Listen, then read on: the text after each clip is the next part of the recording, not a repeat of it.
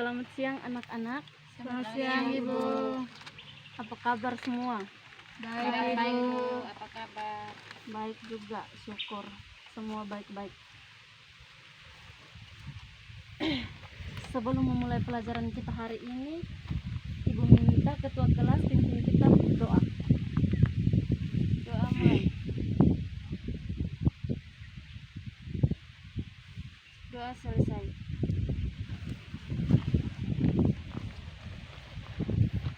Sebelum Ibu absen, Ibu tanya dulu, ada yang tidak hadir?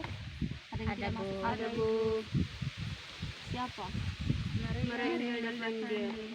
Keterangannya hadir atau izin atau alpa? Izin.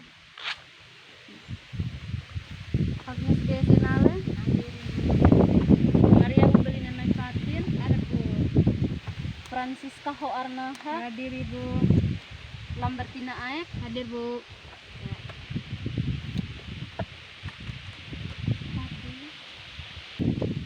Pertemuan kita hari ini tentang kompetensi dasar 3.1, mengidentifikasi teks laporan hasil observasi yang dipresentasikan dengan lisan maupun tulisan. Sebelum kita memulai pelajaran, Ibu mau tanya dulu, apakah ada yang pernah dengar atau tahu tentang apa itu teks laporan hasil observasi? Ada Bu. Ada. Iya, coba Tin. Laporan hasil observasi adalah teks yang memberikan informasi secara umum tentang sesuatu berdasarkan fakta dari hasil pengamatan secara langsung. Baik, terima kasih Tin. Ya, teks laporan hasil observasi itu seperti yang teman kalian baca atau sampaikan tadi. Teks laporan hasil observasi itu berarti berkaitan dengan pengamatan. Jadi pengamatan atau biasa disebut dengan observasi. Itu yang dilakukan oleh si pengamat dengan turun langsung ke lapangan untuk mengetahui sebuah informasi atau sebuah kejadian yang sedang terjadi. Informasi itu bisa berupa objek tentang keadaan lingkungan, bahas tentang struktur, isi, dan ciri kebahasaan dalam teks laporan hasil observasi. Ciri-ciri laporan hasil observasi itu yang pertama bersifat objektif. Objektif itu seperti apa? Mungkin ada yang tahu objektif. Objektif itu artinya kenyataan. Ya. Bersifat objektif itu artinya kenyataan. Artinya penulis tidak memihak orang lain atau tidak memihak pihak tertentu. Yang kedua, ditulis berdasarkan fakta penulis. Fakta itu apa? Ada yang tahu?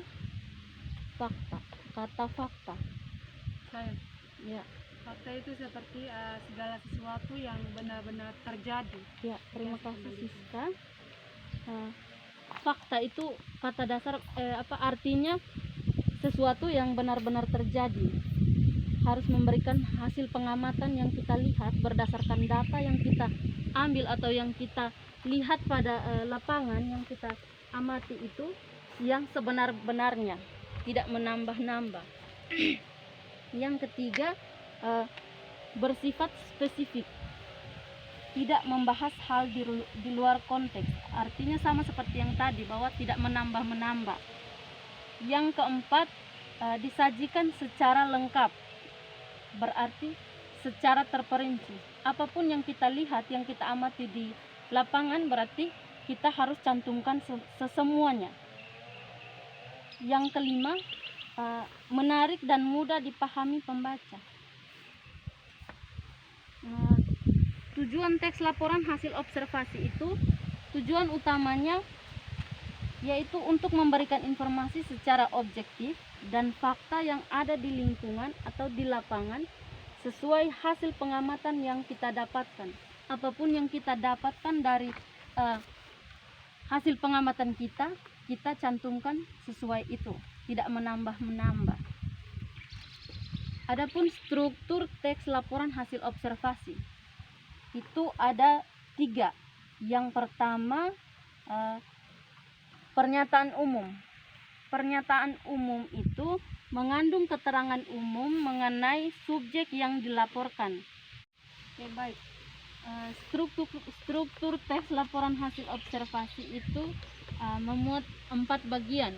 Yang pertama, pernyataan umum. Pernyataan umum itu mengandung keterangan umum mengenai subjek yang dilaporkan. Yang kedua, deskripsi bagian. Deskripsi bagian itu mengandung rincian hal-hal yang dilaporkan. Jika tentang binatang, bisa berupa fisik, makanan, habitat. Jika tumbuhan, bisa berupa ciri fisik akar, bunga, buah, dan lainnya. Misalnya contoh yang kita amati tentang binatang, berarti struktur yang kita harus observasi, yang kita harus amati betul-betul itu adalah tentang bagian-bagian yang ada di tumbuhan atau binatang itu. Yang berikut simpulan. Simpulan itu mengandung ringkasan umum tentang hal yang dilaporkan. Silahkan buka buku halaman 4 untuk melihat contoh yang ada di buku itu. Salah satu bacakan contoh itu. Contoh laporan hasil observasi, yaitu mengamati perkembangan katak. Katak berawal dari telur yang berkembang sekitar 3 minggu. Satu katak betina dapat menghasilkan sampai 20.000 butir telur dalam 3 kali reproduksi.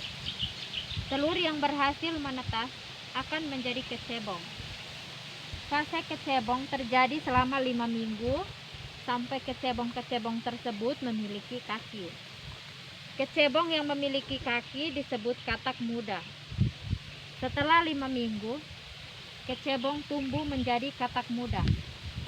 Dari katak muda menjadi katak dewasa butuh waktu 3 minggu. Ekor pada katak muda akan menjadi menyusut. Seluruh proses pertumbuhan katak memakan waktu sekitar 11 minggu setelah induk katak bertelur.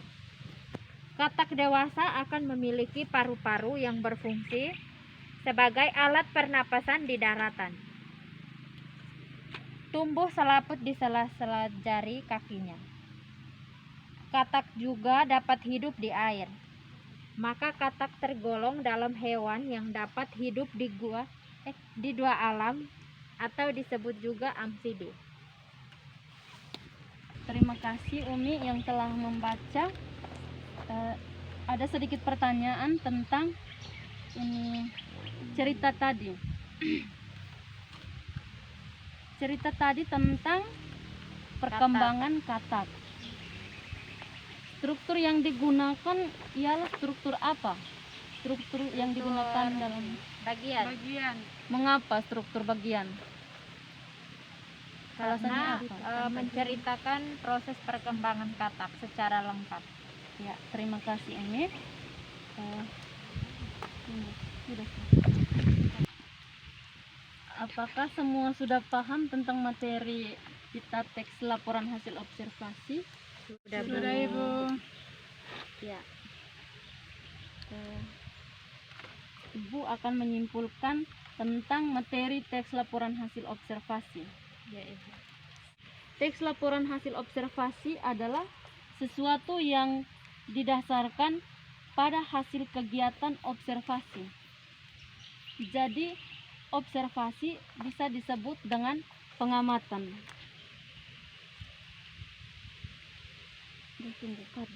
Ciri umum tentang teks laporan hasil observasi itu yang bersifat objektif, berdasarkan fakta, bersifat spesifik, disajikan secara lengkap dan menarik perhatian pembaca, yang bertujuan untuk memberikan informasi secara lengkap, objektif, dan fakta yang ada di lapangan sesuai hasil pengamatan.